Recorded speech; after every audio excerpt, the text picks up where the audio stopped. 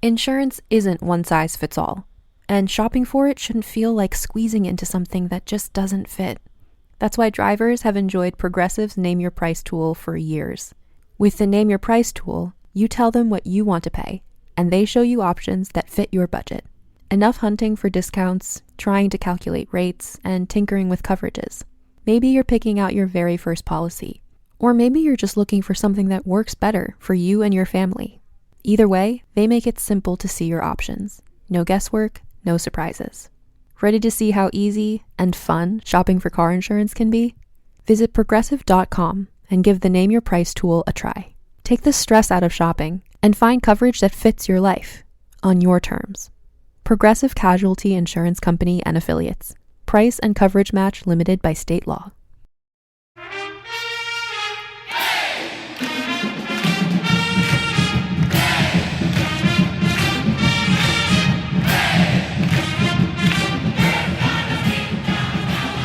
All right, it's time for episode 835 of the Duke Basketball Roundup. Jason Evans here with you. I'm joined by Donald Wine. It is a fine Sunday morning, just shortly after 10:30 a.m. Donald, this Sunday is kind of the end of the road, exactly the end of the road for the World Cup. We don't need to do we did a lot of World Cup in the last episode, so we don't need to do a lot of it. But excited for that final. You got to be, right. Oh, absolutely. Again, it's the biggest sporting event on the planet. Billions of people will be watching. And Jason, I know you didn't ask my prediction, but I'm going to give it to you anyway. I'm going with Spain. I hope Spain wins. And that's that. Obviously, by the time most people listen to this, the game will be over. So hopefully, I'm right in that prediction. So I'm gonna go outside the box a little bit. Spain is the smart choice. I'll take Argentina merely because they feel like a team of destiny. The fact that Argentina, in the entire knockout round, every single game, has never once had the lead in the 90th minute. They have either won in extra time or stoppage time in every single game, and they've been down. They were down in several of those games. They feel like a team of destiny, and I can think of no way better for Lionel Messi to end his career at the World Cup than with a back-to-back. Jason, let's not talk about Argentina as the team of destiny since they're the defending champions. Let's not talk about this as something that is a long time coming. They're and I'll say this: if Spain wins today, if they win outright and not go to penalties, or even if they go to penalties, they will set their all-time record for longest unbeaten streak. They're currently tied with Italy at 37 straight games. They've only allowed one goal in this entire tournament, which is a tall task when you're talking about Lionel Messi and the fact that he's scored 8 of them thus far in this World Cup. So yeah, should be a great game. All right, enough of the World Cup. Like I said, I didn't want to get into a lot of that. We're going to start with some high school recruiting stuff, and specifically the EYBL Peach Jam. This is the biggest tournament, the biggest high school high school competitive event that is out there, and a number of names of guys who Duke is very, very involved with, and one guy who is already coming to Duke. So I'm going to start with Kager Knueppel, Donald. Kager's team, his team hero, lost, unfortunately, in the EYBL in the Peach Jam semifinals. They had a great run. Making the semifinals there's no shame there at all. There are tons of really, really great players and great teams that don't even reach the EYBL semifinals. Kager at least went out with a bang. He hit in their final game, in the semifinal game. He hit 7 out of 8 3-pointers in the first half alone. He finished the game with 24 points on 8 of 13 shots. All 8 of those shots, all 13 of them were 3-pointers. Again, he hit 8 out of 13 from 3. I watched a little bit of this game. He was shooting from very, very deep. It was I saw a couple of highlights on social media, and JJ range is what I said to myself as I saw some of those threes. Yeah, it was clear that throughout this entire week of Peach Jam that teams were like, yeah, that dude, the guy who's committed to Duke, don't let him get a good shot. And so Kager had to back up and back up and back up. Now, I should be clear, the logo at Peach Jam it's not a full-sized, it's a high school court. It's not a full-size college court. He was taking shots from the logo Yeah, it wasn't like Kentucky's or Kansas's logo, which stretches basically to the foul line. Yeah, They're but normal still, sized. it was amazing how deep some of his shots were in that final game where they got knocked out. He also had 8 rebounds. Over the entire Peach Jam, I just want to give folks the stats. I'm going to be very clear and very honest. We tell it like it is here. He struggled. His worst EYB, these EYBL events. They're like 5 or 6 different sessions of them, and Kager struggled more at Peach Jam than he has at any of them. He had back-to-back games where he shot only 2 of 10 from the field. He had 3 of his games where he was only in single digits scoring. He just didn't have a very good, even though he ended great, he didn't have as great a week at Peach Jam as he had been having at the other EYBL events. So his Peach Jam average was 11.6 point per game. He did end up hitting almost 46% of his threes. Here I am talking about he had a tough week, in a bad week. He still hit 46% of his 3-pointers. Teams were really, really focused on stopping him. You could tell when you watched his games. And as a result, his assists were up a little bit. And I think his teammates had an easier time scoring because, like, they would set a screen and both the guy who was guarding Kager and the guy who was, having the screen set were like, they both went and they chased Kager. They left another dude wide open. So that's one of the reasons that Team Hero, I think, was able to make it all the way to the semifinals, which was a great result for them. And I should note, Jason, I know you watch, high school ball a little bit more than I do these years, but like over the course of time, as AAU kind of started, you'll recall that a lot of these teams had 3, 4, 5 future Division I players on their team, right? So if you stop one, you still have 4 other guys that are going to just mash you to oblivion. You usually had teams that were stacked in this regard. You find more these days that a lot of these guys want to make sure they get the ball a lot, so they're on teams where it's just them. And so in the case of a lot of these teams, when you see a guy like Kager Knueppel not do well, air quotes, by his standards, but yet his team still made the semifinals, is a testament to the fact that his teammates stepped up, knowing that, hey, these guys are going to key in on Kager. We have to, when he gives us the ball, we got to make sure that we make these teams pay for double and tripling on our best guy. And so I think that's also a trust in the teammates that you think will translate to the college level, right? The fact that if Kager's having a bad night, he's going to, at Duke, if you're having a bad night, you have to understand that you have to trust your teammates that they can pick up the slack because every one of your teammates is one of those Division I guys that was the star on their AAU team. So I like the fact that he was able to make up for the fact for most of the Peach Jam that he wasn't shooting well, that he wasn't having great performances, that a lot of guys were double teaming him by finding his teammates and his teammates paying him off by getting those baskets and helping the team win. That's at the end of the day it's a team championship. We may talk about Kager Knueppel because he's coming to Duke, but his whole team stepped up in times to get them that far. Yeah, it's worth noting. Team Hero was loaded. They had a number of other. Kager was their best player, but they've got a kid who's going to Gonzaga. I think they have 2 guys going to Iowa State. This is a team that had a number of other really good players. And yeah, but teams recognize to beat them, we need to stop this Kager Knueppel dude who can just destroy us from 3-point land. Again, Kager had an incredible EYBL season. Overall, he hit an outrageous 47.4% from 3 over the entire, and this is months of play. So that's repeatable. That's going to translate. He averaged close to 6 rebounds per game, almost 14 points per game over all the EYBL, 1.3 blocks per game. Kager's tall. He's way taller than Khan. He's several inches taller than Khan at this point. So really exciting for him to have had this great of an EYBL season. I want to talk for a minute, Donald, about the guy who knocked him out. Wait, before you do, if I have one last word on Kager, sure. You mentioned the fact that he's several inches now taller than Khan, and we talked about his meteoric growth. Like he was when we talked last year at the Final Four to Sherry, like Kager was like 6'3", 6'4", and now he's 6'10". And the fact that he has developed so well and he's sprouted through the rankings, because despite the fact that his coordination can be off when someone grows that much in a year, is really, really good. And I think also I'm curious to see where he is a year from now, right? When he's going to be on campus. Is he like right now at 6'10", shooting threes the way you do?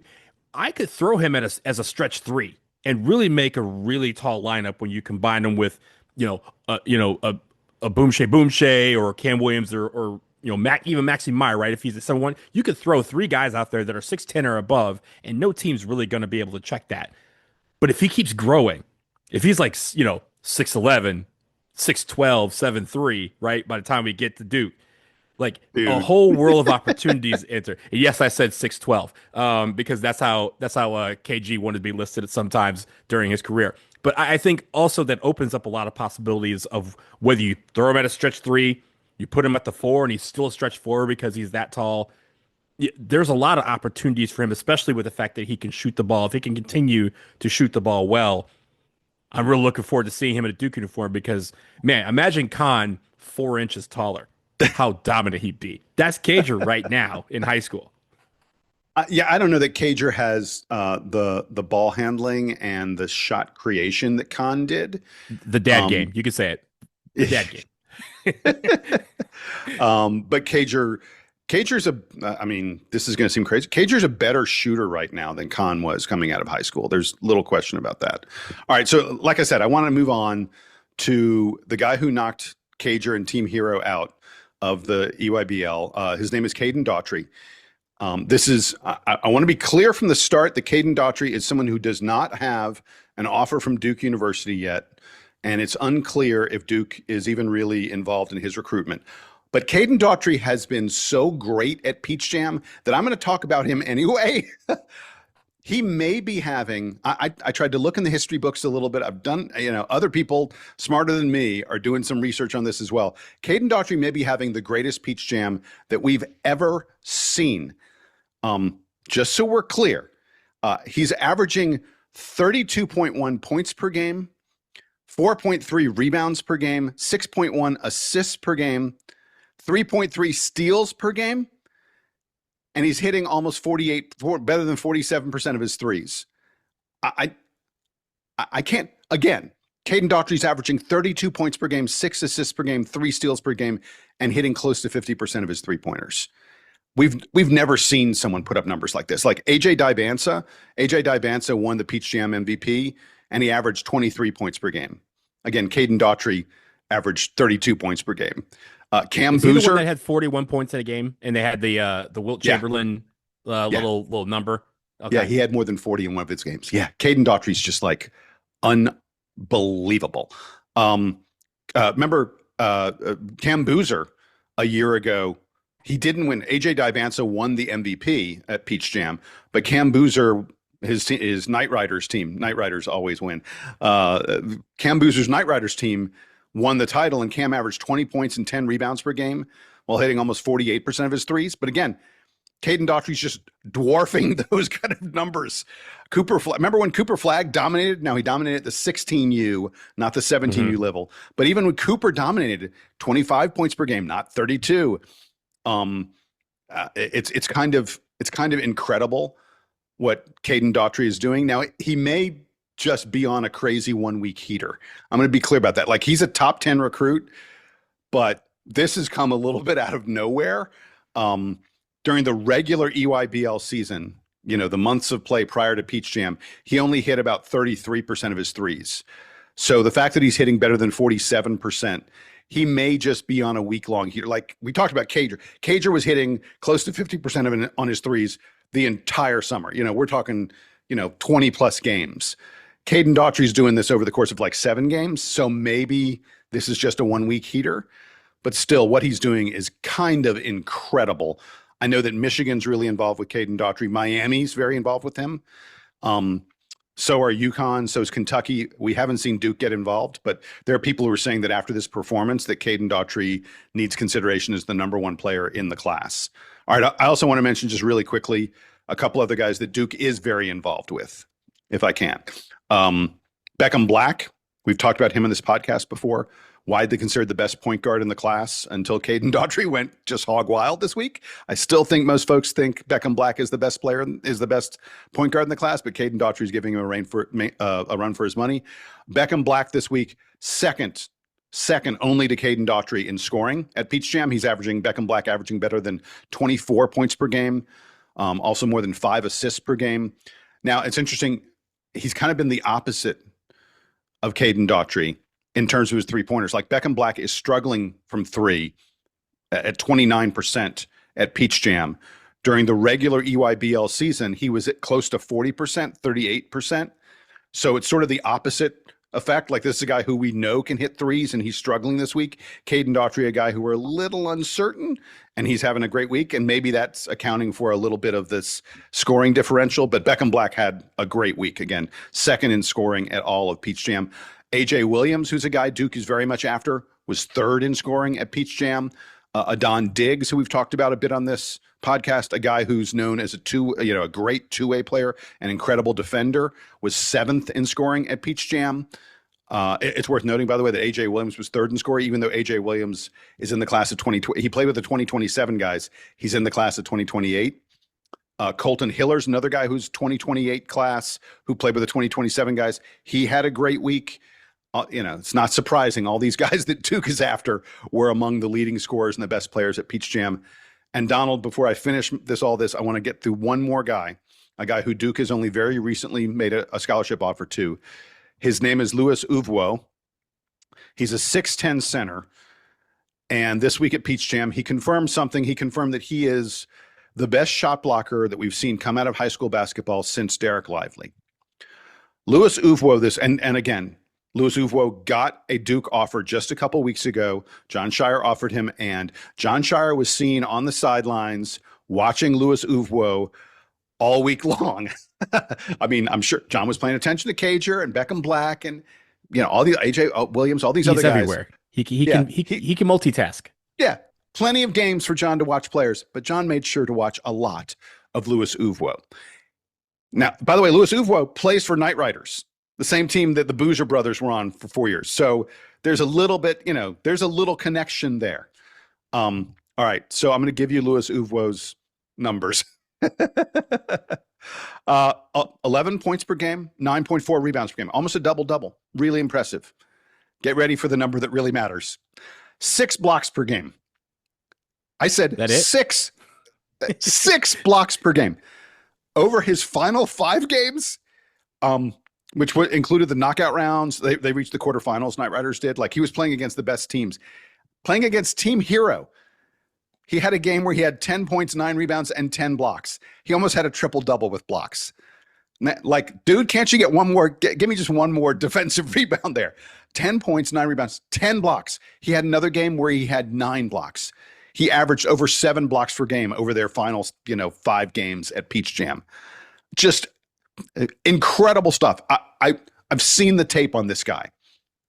It's not, so I said he's 6'10", and he has a 7'7" wingspan. So that's crazy stuff. But it's not just his size. This guy's his ability to understand when to jump, how to position himself, and then he kind of hovers in the air. I don't know how he does it. He goes up, and you're just like, he's still up there. He's still there. He's blocking he's that still shot. with me. A lot of guys, when you go for a layup, you see them try to hang in the rim or hang in the air because they know that the defender has to eventually come down. And then they look up and they see the defender is still with them. They're like, oh, crap. Well, we're just going to have to try and figure something out here. And that's when usually you're stuck because someone's blocking your stuff into the third row. Yeah. Louis Uvwo, I mean, his timing, his ability to get off the floor really fast and hang up there and that length. 6'10", 7'7" wingspan. Oh my goodness. This guy, look, he's from Nigeria. He's only been in the States for a couple of years.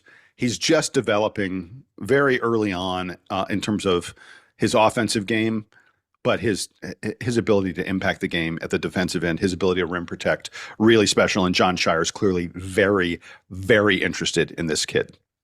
It's interesting, right? Because you mentioned like 3 or 4 guys in the class of 2028 a couple 2028 guys. Colton Hiller and AJ Williams are 2028 guys, although a lot of expectation that AJ Williams may reclassify.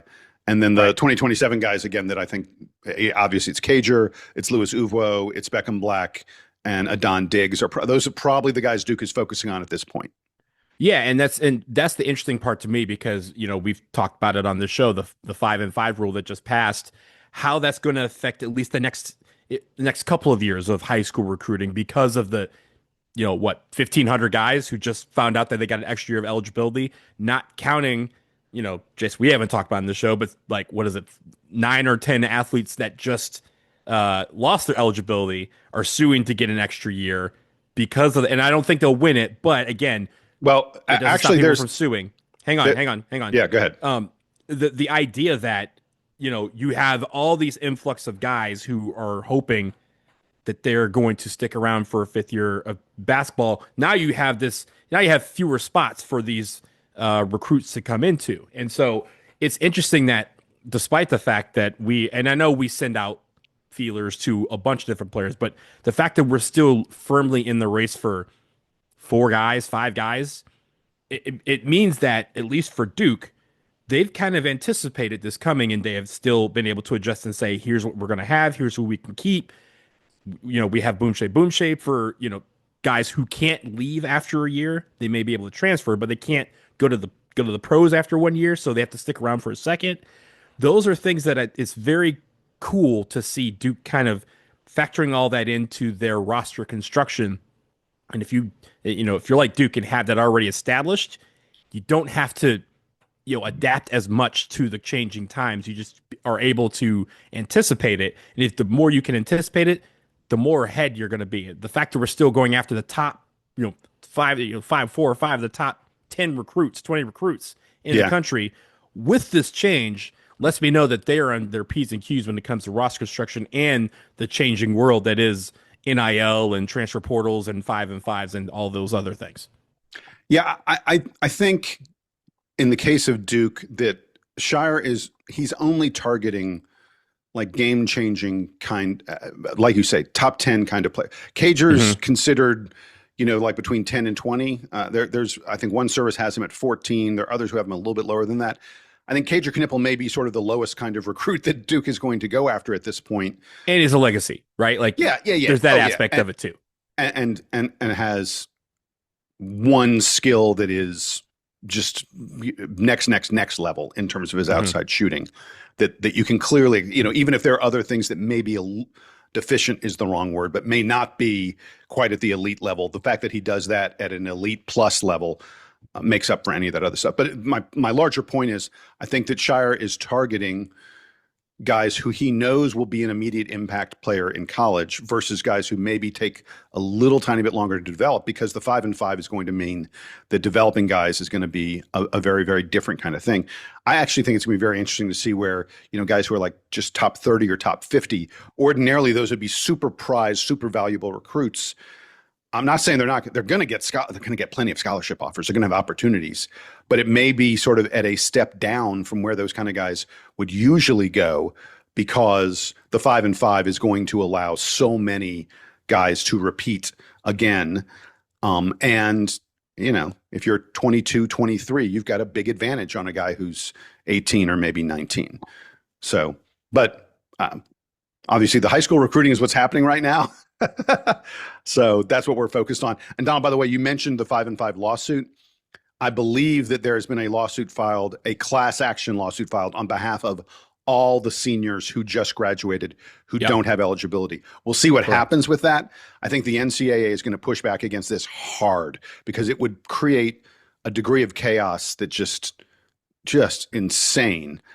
But at least at the moment, there are a fair number of guys who are very, very much trying to get another year to play of college basketball. Well, it's not even just college basketball. That class action is for college basketball. Right. But that affects everybody. That affects a lot of sports because, first of all, there's not a lot of time. They got, less than 3 weeks before some schools start? So you have that aspect of things, but also if they do... Well, and football's basically start. Football's about to start. Forget the sports. I'm just talking about the academic calendar, right? That's starting in a month. But then you have the aspect of, if you allow the basketball players in and you say, hey, all the fifth years are eligible. Now you've made all the fifth year football players eligible for one more year. And that creates a domino that I don't think the NCAA wants. And I don't think any court's going to be able to grant in the course of 3 weeks. All right, we're going to take a quick break here. On the other side, we're going to talk a little bit about what kind of sport does your school focus upon. Now, look, at Duke, we know that it's men's basketball, but you may be surprised. The Athletic has done a little bit of a study, so to speak, of the dominant sport at every power conference school. We're going to talk a little bit about it. Some fascinating results in just a moment.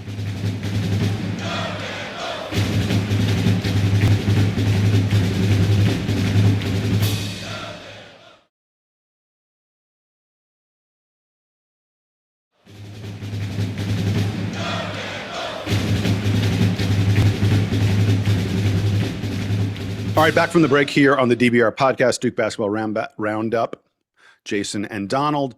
Donald, I want to talk very, very briefly. This week was ACC Football Media Days. The Duke Blue Devils, of course, were in attendance. Every ACC school sent their coach. They sent a few different players, and everybody talks to the media, and it's a way of getting the football season previewed, and everybody gets their interviews in. And I thought it was very, very interesting, some of the things that Manny Diaz had to say when he gave his opening statement to the ACC Football Media. And now, the ACC, after Duke played in the ACC title game, the ACC changed the criteria for reaching the title game. If there's a tie, they changed the tiebreakers because it was a series of different interesting sort of convoluted tiebreakers that put Duke there. And the ACC changed it up, and they're going to they're leaning on, I guess you'd say it, reputation or like poll ranking and the such. Ranking, yeah. Yeah, higher than that was like not a criteria in the past, and it's becoming a criteria. And they say that's one way that they're sort of like, they're sort of showing that they didn't like the fact that Duke made the ACC title game a title game that we ended up winning. So Manny Diaz got up in front of the media, and he had a pretty firm statement where he defended the fact that Duke played for the ACC title, and he pointed out, he's like, look, the tiebreaker that we won was opponent's record. Like, how did our opponents do versus how did the other team's opponents do? He's like, that's not, he's like, that's perfectly objective. That is easily measurable. It makes perfect sense. We played the tougher schedule, so we win the tiebreaker. And he was like, I don't know why everybody's pissed off about this, because that makes sense, and that's why we were there. And then he had something else to say. He said, the team that wins the ACC title belongs in the playoff. Period. End of story. He said it was disrespectful to the ACC, not just to Duke, but to the entire ACC, when Duke was not invited into the playoff after Duke had won the ACC. And he said the ACC should be mad about that and should make sure that that never happens again. So I thought those were really interesting comments from Manny Diaz. Now, do you want to get into that, or do you want to get into let me start there, because we got a lot to talk about with that. First of all, Manny's right, and he echoed the sentiment that,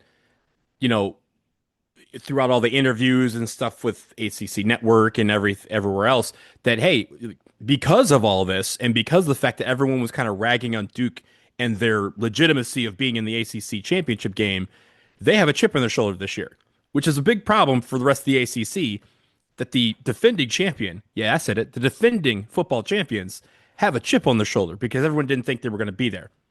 Need I remind everybody that the tiebreaker that was in question here that got Duke in was the sixth one, not the first one. It's not like we just said, oh, we're just going to straight to throw Duke in there. They had to go through 5 other tiebreakers before they arrived at one that Duke won. So it's on the rest of the ACC that was in contention, all the Miamis and the SMUs of the world that didn't figure a way out after one of the first 5 tiebreakers. You can't be mad that you set up the system to put you in there, and then you can't even win your own system. That's how that works. But I'll also say with Manny Diaz is he and the players have been saying the right things about all this, right?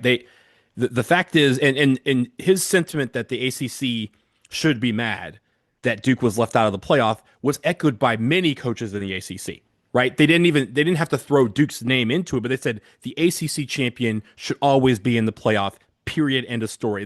We are a better conference than any G6 conference. It doesn't matter what the record is of that team. If they are the ACC champion, the conference itself should have a stature that allows it to put any champion into the college playoff. And I firmly believe that. And again, you just look at the results from last season, and you look at the playoff, and you go, hey, you're saying that we would get blown up by 50, right? I mean, unless you think that, there's no scenario in my mind that should have kept Duke out of there, at least to give us the puncher's chance. So I do like the fact that other coaches were sticking up for Manny in more ways than one, and saying that the champion deserves to be there, and that Duke was the worthy champion.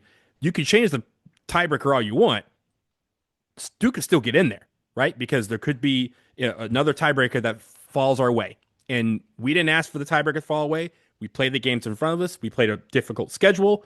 And I think that's where the ACC can maybe say, hey, that's not exactly fair because not everyone plays the same schedule. But hey, they set it up this way. We just knocked them down.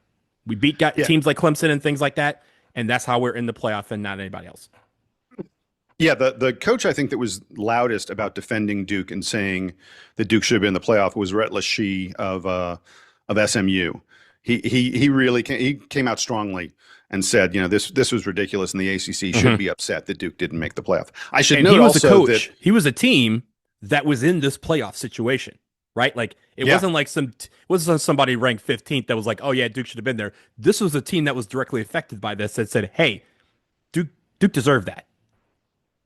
I should mention also, I always think it's interesting to see who each team brings with them to the ACC Media Day or days, because it was several days it shows you a little bit of who a team thinks their most important players are, and also who's well-spoken and deserves to be there, all that other kind of stuff. But for Duke, it was senior tight end Jeremiah Hazley, junior linebacker, redshirt junior linebacker Luke Mergott, and then the sophomore running back Nate Shepard. I mean, Nate the Great, for sure. The Nate train was rumbling in Charlotte for the ACC football kickoff event. I thought, and I think all three of those guys, those are three really, really good choices. Duke was one of the very, very, very few teams that did not bring their quarterback, and I think part of that is nobody knows yet who's the starting quarterback. One who's coming off a knee surgery or something like that, so he's Walter Eget or whatever. But I think also with those three guys, Jason, like Hazley missing some of the year before and being injured, but still having that effect on our offense is one thing. But having and then Luke Mergott, like.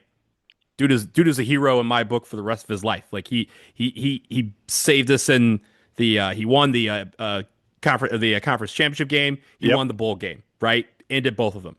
But I also think for Nate Shepard, like that shows you, and it shows the ACC, hey, this man is getting the ball, and we're just letting you know right now that even though he's getting the ball, you're not going to stop this kid because you couldn't last year at times. So really, really excited about the upcoming football season. Jason, we should probably in the next month or so start to preview the season, because it's going to be an interesting one for Duke. Yeah, for sure. The season opens, by the way, on Saturday, September 6th, when Duke welcomes Tulane to Wally Wade. So that'll be would have been a much more interesting contest if Darian Mensah was still at Duke. And there was lots of talk this week. Darian Mensah was one of the players that Miami brought with them. We don't have to litigate it a lot. Darian Mensah said a lot of things to try and explain his move from Duke to Miami. I think, well, I'll say it. I think a lot of what he said were just bald-faced lies and spin. And if you actually understand the timeline and everything else, then you know that this was tampering on the part of Miami. You know that Darian Mensah screwed over the Duke program at least a little bit. Pretending like it's anything but tampering and screwing over your teammates is just false. It's just not true. And I think the one part of it that I thought was really, really interesting was the Pitt coach said that the day before Darian Mensah entered the portal, Miami was tampering and trying to get the Pitt quarterback to enter the portal. And that when the Pitt quarterback said, no, I'm staying here, the Pittsburgh coach called Manny Diaz and said, dude, look out. Miami's coming for your QB. And then the very next, and then like that day, at the very, very, very last minute in the final hours, Darian Mensah entered the portal. The notion that Miami didn't tamper is just absurd. And The NCAA either needs to make tampering legal or they need to penalize teams that do it. It's as simple as that. If you want to make it legal, fine, make it legal. But what Miami did was BS. What Darian Mensah did was BS. And he just got up there to the media and lied repeatedly this week. I don't want to talk about him anymore. Well, I'll talk about him because I gotta watch him on every Saturday play for a different team. But when he was on the dais and he was talking about the timeline, I definitely went back to my inner Friday. You ain't got to lie, Craig. You ain't got to lie. Like, that's what he was doing, right? We all know the timeline. And I'll say the one thing, because of all that, right? And Manny Diaz said that, because of all this, people just kind of threw Duke back to the bottom of the pile and like, well, we're not going to see them again. And so again, that's a further chip on their shoulder. I will say all three of those players that you mentioned, when they were interviewed, every one of them were like, yeah, all of us were surprised because, that afternoon he was in the group chat talking about we about to dominate. And then all of a sudden him and Cooper Barkate were gone hours later. And so a lot of these players, it doesn't pass the smell test. And I will say, at least as a Miami alum, like we knew what they were doing. And Miami at least will reward that. They're like, hey, go get somebody, get him now because the time is running out. We don't have a quarterback. Pay what you need to pay. We're ready to do it. That part is college football. But the whole, again, you can at least own up to it and say, hey. Yeah, just be honest. Yeah, well, I had $2 million here. They gave me $7 million in a country club membership, and gotta follow the money, right? Like, they paid my sister too. His sister's getting paid. Right. Like, if you want to call it a package, and Cooper got paid, right? Cooper Barkate left with him, right? So if you at least say like, hey, grass was greener on the other side, at least as far as my bank account, we can still be mad at it, but at least we understand, at least have an explanation that isn't, oh, I went to, considering the NFL draft until like 2 hours before the deadline and then left when your whole timeline was, I'm coming back to Duke. I'm in the group chat with players. We're talking about domination and leading, 105 guys on to only a couple hours before the deadline, leave the group chat because you went somewhere else. So again, that's the last I'll say of it on this show. Until I will also note this, Jason, we were talking about this in our little chat. Miami's homecoming is on November 14th, and it happens to be against Duke. There might be a hit stick pot coming out, and if there's an anonymous Venmo little link to set up, I'm just throwing that out there. Throwing it out there. All right, we won't do any more of that. All right, let's get to our final thing on this edition of the DBR podcast, and that is The Athletic came out with, I thought, a really interesting list. I just wanted to talk about this very briefly, Donald. What is the sport that is like the main sport at your school? And they did this for every single power conference school. And I just thought the ACC list was very, very interesting because there's some of them that might surprise people at least a little bit. So let's start with basketball. The Athletics said, and they looked, basically what they did is they looked at every school. They looked at, the school's history and where do they succeed and where do they struggle and all that other kind of stuff. And they said, so what is where the psyche of the campus, right? Like, what is the sport that you're known for? What is the sport that is the dominant sport on your campus? And for a total of 7 ACC schools, that sport is basketball. Here are these 7 ACC schools where basketball is the dominant sport. I don't think any of these will come as a surprise. It is Duke, Louisville, UNC, NC State, Syracuse, Virginia, and Wake Forest. In fact, to specify men's basketball, because we're going to talk about a couple schools. Right, you're right. That have women's. That's correct. In all those cases, that it is men's basketball that they specified as the main sport. Duke, Louisville, UNC, Virginia, these schools are at the top virtually every year. NC State and Syracuse are trying. They're trying to get that NIL together. Wake Forest is struggling late, but Wake Forest certainly has some strong basketball tradition. All right, so then we've got another 8 ACC schools where football is the main sport. Cal, Clemson, no surprise there. Florida State, no surprise there. Georgia Tech, Miami, Pittsburgh, SMU, and Virginia Tech are the ACC football schools. And then 2 other ACC schools left over, Donald. BC, the top sport at BC is ice hockey. I love that. Men's ice hockey. Yep. That is awesome. And then Stanford, the Athletic says the top sport at Stanford is Everything. Everything. They Which pointed is out true. that Stanford has, get ready for the number. Stanford has 139 national titles across all different sports. They have won a national title in at least one sport for 50 consecutive years at Stanford. Stanford has won the Directors Cup, the Athletic Directors Cup, they call it the Learfield, whatever, the cup that measures how you do across all sports. They've won it for 26 of the 32 years it has existed.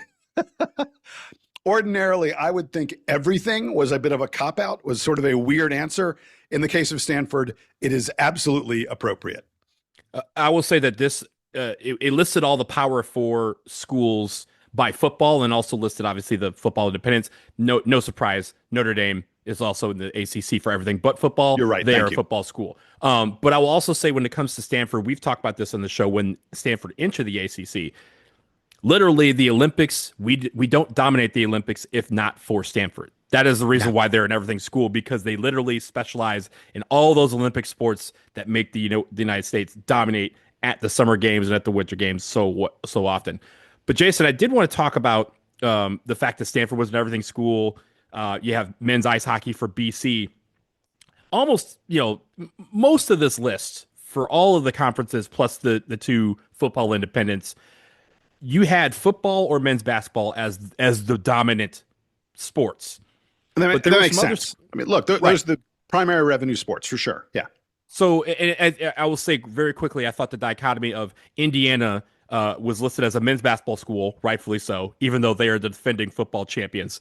Michigan, rightfully so, was listed as a football school, even though they're the men's basketball champions. I thought that was very funny. And it took some note about that. But Jason, I want to list the schools that aren't listed as a football or men's basketball school. And some of these are kind of interesting. This is Minnesota, a great list. Yeah, go for it. Yeah. Minnesota is listed as a men's ice hockey school. That's pretty fair. Along with BC, yeah. Along with BC. Baylor is listed as a basketball school, generic, both men's and women's. I push back on that. It should be a women's basketball school because the women have won 3 titles. Just because the men won in 2021, nobody's coming out in droves to see Baylor men's basketball right now. They're coming out to see women's basketball. I would put that as a women's basketball school. Nebraska is listed as women's volleyball. If you've seen Nebraska women's volleyball, they sell out. They sold out Lincoln Stadium, Memorial Stadium, 80,000 people for a women's volleyball game. That tracks. Northwestern is a women's lacrosse school. Oklahoma State is listed as wrestling. They have the most wrestling championships of any school. That makes a lot of sense. Mississippi State baseball. They're like the lone one of the lone SEC schools that don't have football or men's basketball. The other one is South Carolina, which is listed as women's basketball. Shout out Don Staley. UConn, obviously women's basketball. I know men's basketball want to push back on that. You can't because have you seen your women's basketball team? They win almost every single year. And then, Jason, the one that I think is the biggest misnomer, Iowa was listed as football, but they absolutely should be listed as a wrestling school. The wrestling program in America exists because of Iowa. Like, I know Oklahoma State has the most championships, but Iowa wrestling is synonymous with wrestling, not just at the collegiate level, but at the Olympic level, and even in the WWE, AEW type of level. All those guys got training. A lot of those guys got training at Iowa. So that's the one misnomer that was there in my mind, other than Baylor, should just be women's basketball as opposed to generic basketball. But an interesting list of schools that are listed as something other than men's basketball or football. I actually think that UConn should have been listed the same way Baylor is. I know that UConn. That's fair. I could agree to that. But I mean, look, women's basketball's got 20 national championships. So. Oh, it's absolutely insane, the number of titles and the number of great players to come to the UConn women's basketball program, and how long they've done it. Right, 40 years versus 25. And again, I know both are lengthy, but I could get that. I could get the generic basketball. I could understand that for them. The men's basketball has been good. Jim Calhoun, men's basketball has been good for a long time at UConn. Right. They had a few down years, yeah. Although even in their down years, like they would crazily win a national title just randomly every now and then. I think that UConn is one that they made a mistake on. Should have been listed as both. But anyway, it's a cool list. It's fun to look through and just sort of see the different programs. A couple of years ago, Tennessee should have been listed as a women's basketball program. They're probably a football program now, but I think that would have been legit. I think you're thinking about championships, but the psyche of the school is still football. Okay. Now, this is the question that I had for you based on this. We're just going to focus on Duke for a second. That brings up a good point. Football might be king at Tennessee, but women's basketball is right there, right? Like women's basketball might be queen at UConn, but men's basketball is right there. What do you think Duke's second sport would be after men's basketball? Because there's a few options there. You know what? I'm not saying it's so hard to get past just the sheer numbers of the revenue sports in terms of the number of people who go out and watch it and the such. But that said, I think there's a pretty good argument at Duke. The second sport is either lacrosse or maybe soccer. Both of those sports, you look at Duke's history, Duke is really, really successful in both of those. Lacrosse, I think probably, and because our football program was down for so long, our second sport, lacrosse, I think would be the one I would probably pick. What do you say? So men's lacrosse would be the one that I think right now would be, if you talk about the hearts and minds of the school, that's the one that every year. But we've been great at men's lacrosse for a long time as well. Yes, but I would argue the scandal. I would argue that the second sport at Duke is women's golf because no one has more championships. Right. Oh, you're right. At Duke than women's golf, and every year, again, it's not like we're putting 50,000 people at Duke University golf course to watch the ACC championships, but those women go out and dominate every single year. They're in the championship conversation every single year and have been doing so for a very long time. So that's who I would pick as the second sport at Duke, with men's lacrosse right there with them. Yeah, good call. Good call. All right, fun conversation. Hey, folks, you know what? You may think we have lost our ever-loving minds. Send us an email. Tell us what you think about this whole conversation. Tell us what you think about any of this stuff. We just love to hear from you.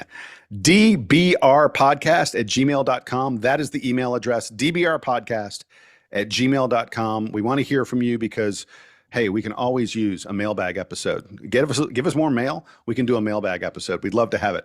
I'm not going to tell you who, but it is very possible in the course of the next several days, we're going to have a really special, really fun, surprising interview for you. Check your feed. We'll see if it happens. I think it's going to happen. They've said it's going to happen, but it hasn't happened yet. So, but it'll be done until it's done. Yeah, it's not done until it's done. But I'm just going to give you a hint. Could be someone very, very closely connected to a incoming member of the Duke basketball team. But we're not going to tell you who it is. Not yet. Anyway, until then, his name is Donald. My name is Jason.